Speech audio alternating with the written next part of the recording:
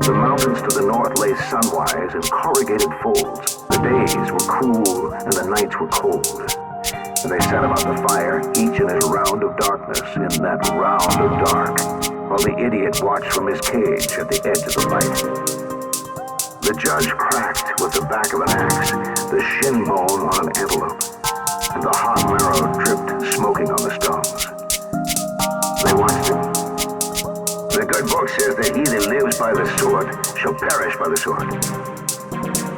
Who has not heard such a tale? The ultimate trade awaiting its ultimate practitioner. The subject here was war.